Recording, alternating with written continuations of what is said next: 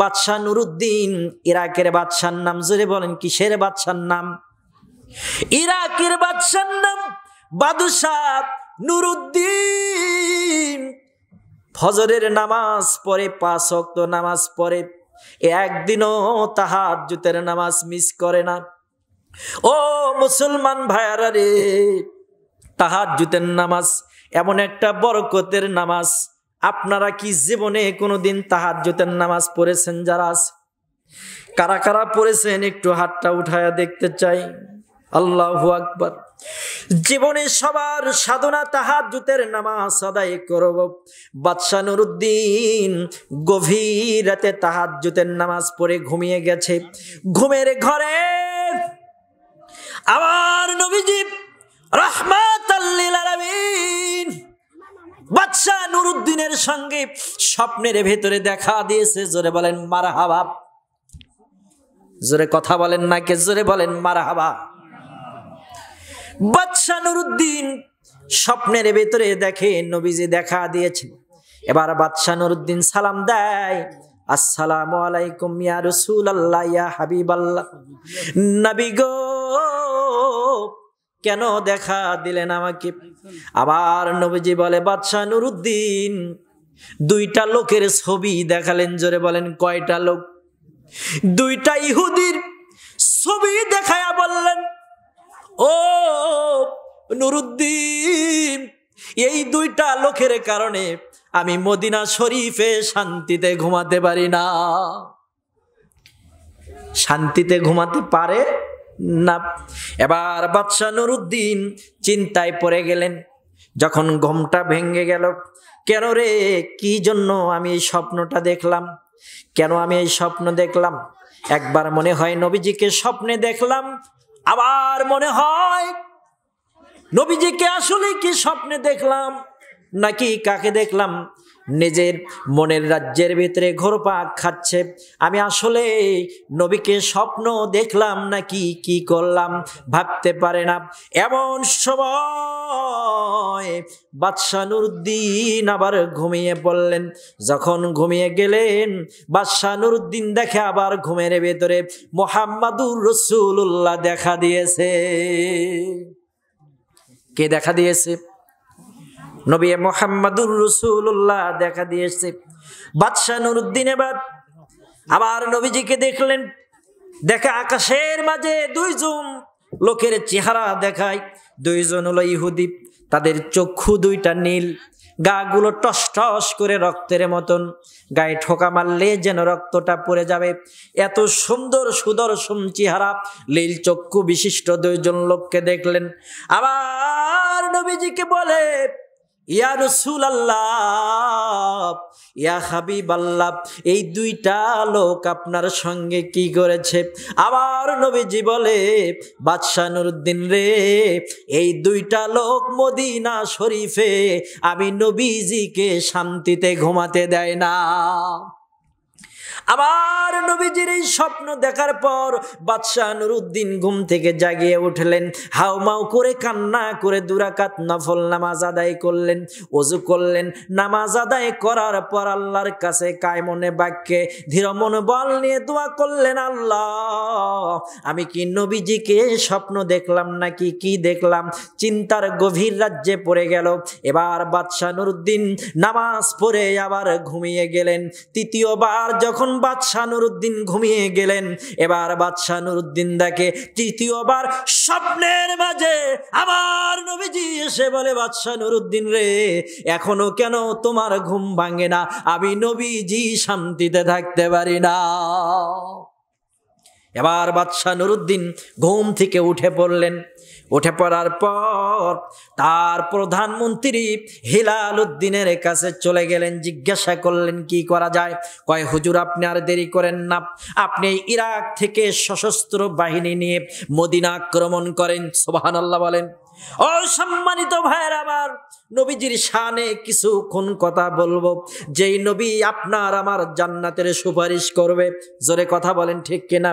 যেই নবীকে সর্বপ্রথম জান্নাতের চাবি দিবেন, যেই নবী হচ্ছেন জান্নাতের সর্দার। জোরে কোন ঠিক কিনা? যেই নবী হলেন মুরসালিন, যেই নবী আল্লাহর সঙ্গে মিরাজ করে আল্লাহর সঙ্গে দেখা করে এসেছে। আমার ভাইয়েরা, এবার বাদশাহ নুরুদ্দিন ১ নয় ২ নয় ১৬,০০০ সশস্ত্র বাহিনী নিয়ে মদিনাতে ঘোড়া নিয়ে রওনা হলেন। ১৭ দিনের পথ অতিক্রম করলেন। কতদিন? ১৭ দিন। এই ১৭ দিন পথ অতিক্রম করার পর বাদশাহ নুরুদ্দিন তার অশ্ব বাহিনী নিয়ে, সশস্ত্র বাহিনী নিয়ে মদিনায় চলে গেল। মদিনায় যাওয়ার পর তার যত সৈন্য বাহিনী ছিল, এই সৈন্য বাহিনী সবগুলোকে বাদশাহ নুরুদ্দিন আদেশ দিলেন, তোমরা গোসল করো। গোসল করার পর বাদশাহ নুরুদ্দিন সব সৈন্য বাহিনীকে বললেন, তোমরা ২ রাকাত নফল নামাজ আদায় করো। কি আদায় করবে? ২ রাকাত নফল নামাজ আদায় করো। বাদশাহ নুরুদ্দিন মদিনার বুকে মসজিদে নববীতে উঠে আবার নবীর আশেক বাদশাহ নুরুদ্দিন জাঙ্কি এবার খুতবা তোলা হুকাম দিলেন। মদিনাবাসীকে খুতবা দিয়ে জানালেন, আমি মদিনায় এসেছি।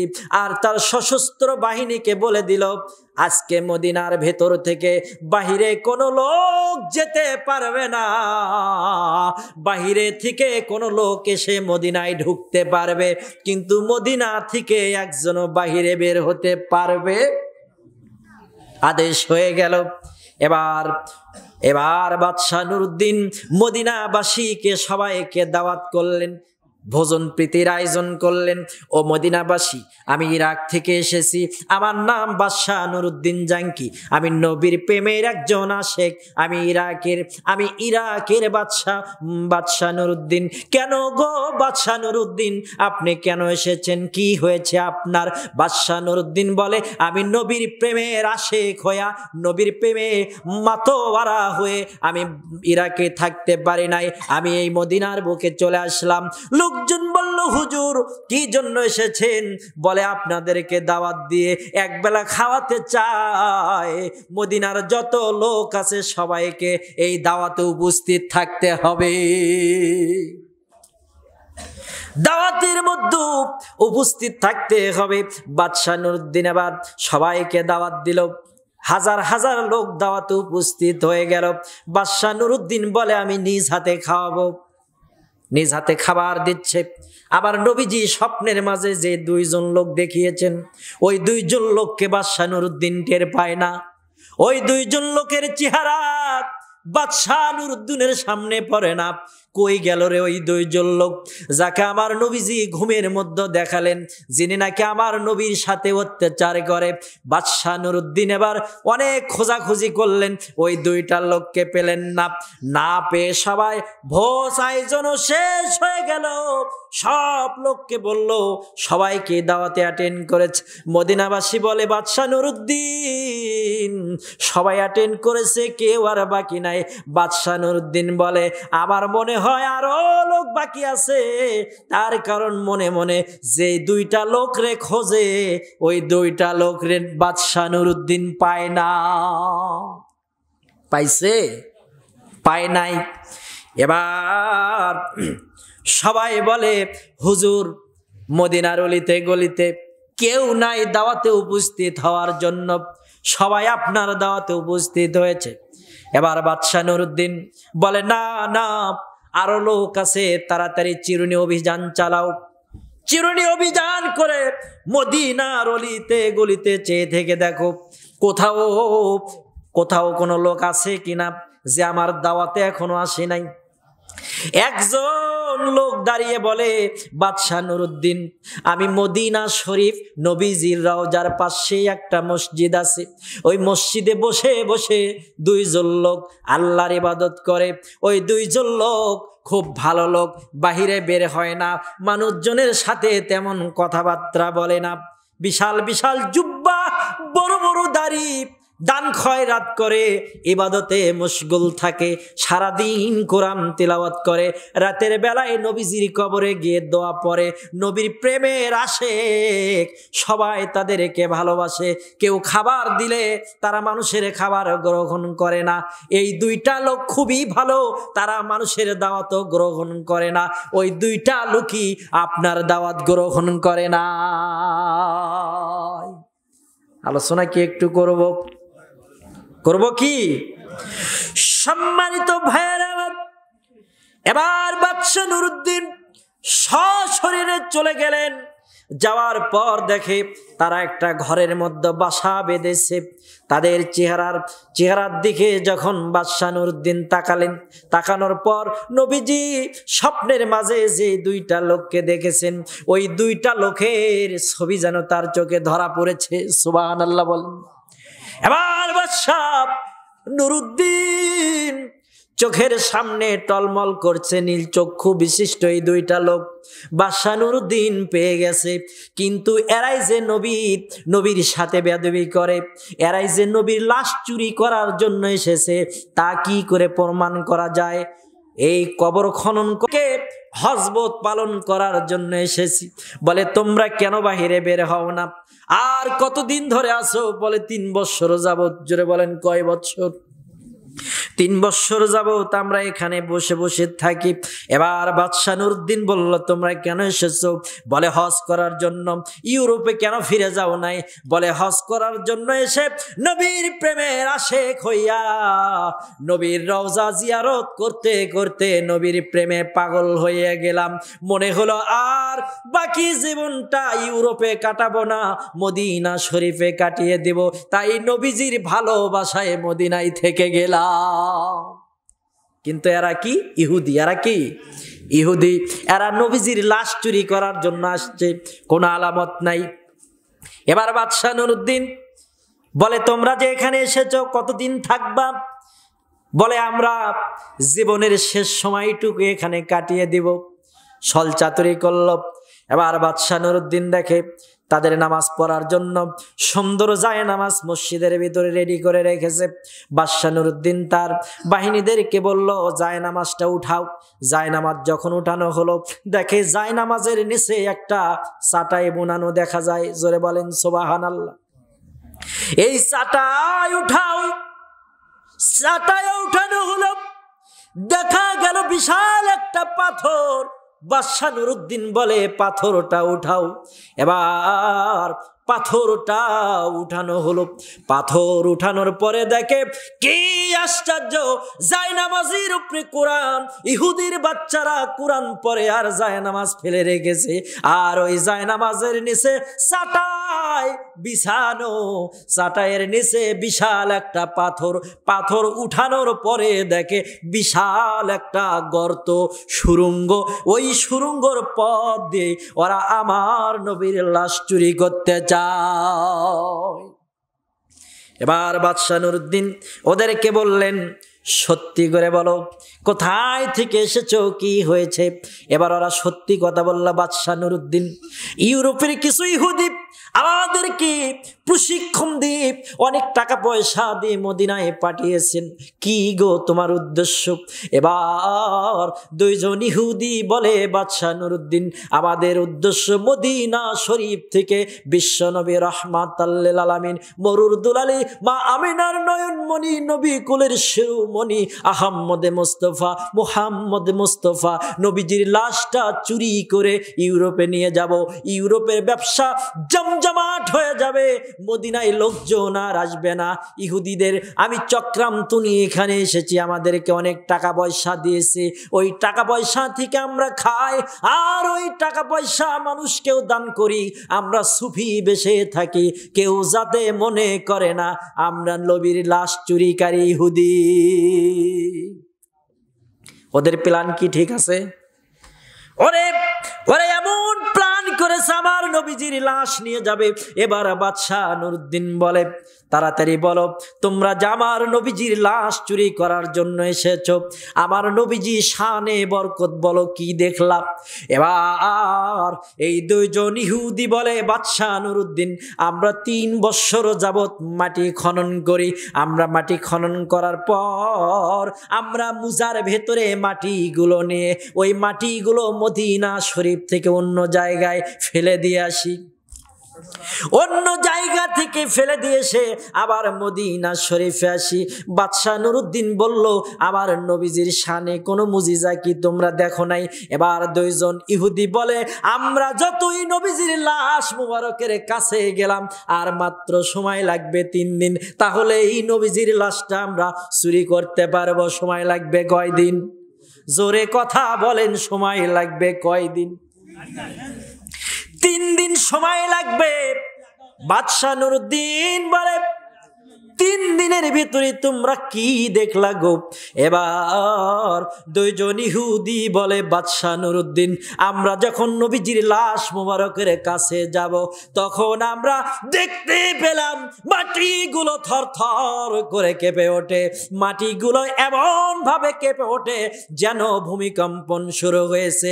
গত 3-4 দিন ধরে আমরা এক মুঠো মাটিও আর খনন করতে পারি না। চিৎকার দিয়ে বলেন সুবহানাল্লাহ। এবার বাদশাহ নুরউদ্দিন ওদেরকে ধরে ফেললেন, হাতের মধ্যে হ্যান্ডকাফ লাগায় দিলেন, পায়ের মধ্যে রশি লাগায় দিলেন। এবার নবী ওই মসজিদ থেকে ওই ইহুদির বাচ্চা 2 জনকে বের করে বিশাল একটা মঞ্চ করা হলো। ওই মঞ্চের উপরে 2 জন ইহুদিকে রাখা হলো। এবার আগুন জ্বালালো আর মদিনাবাসীকে তাদের চক্রান্তের বিষয়ে বলার পরে মদিনাবাসী যার পর নাই বিস্মিত হলো, হতবাক হয়ে গেল।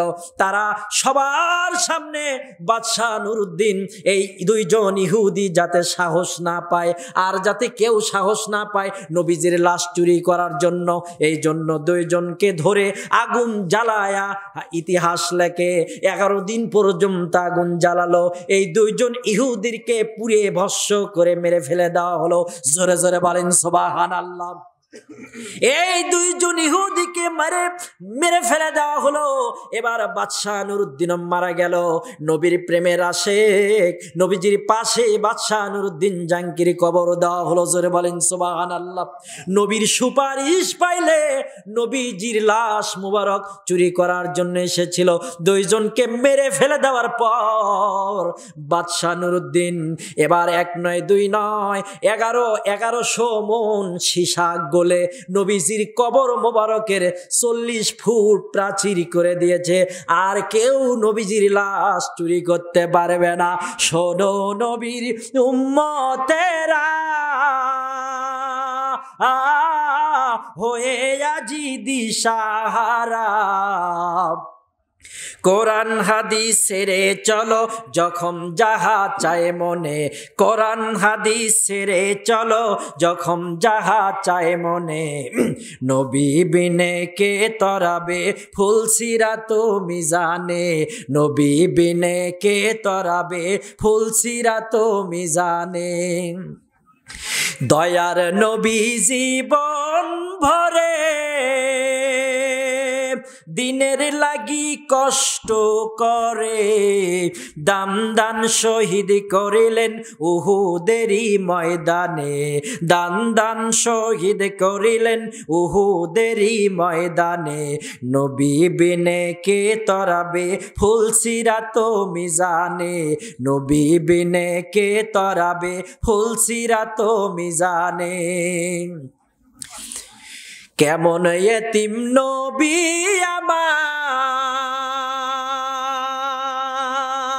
মাতা পিতা নাই যে তাহার, তারপরও কত মারলো তাকে দুশ্মনে, নবী বিনে কে তরাবে ফুলসিরাত মিজানে, নবী বিনে কে তরাবে ফুলসিরাত মিজানে। নবীর মায়া নাই কি তোমার, কেমনে দুঃখ দাও যে আবার, দরুদ পড়ো স্মরণ করো, দরুদ পড়ো স্মরণ করো, প্রথম ঘাটি কাফনে নবী বিনে কে তারাবে ফুলসিরাত মিজানে, নবী বিনে কে তরাবে ফুলসিরাত মিজানে। জোরে বলেন মারহাবা, আরো জোরে বলেন মারহাবা। এই আলোচনা করছেন মাওলানা মামুনুর রশিদ সিদ্দিকী, কেন্দ্রীয় যুগ্ম মহাসচিব, বাংলাদেশ ইসলামিক মিডিয়া কল্যাণ পরিষদ। হুজুরের মোবাইল নাম্বার 01712 773951।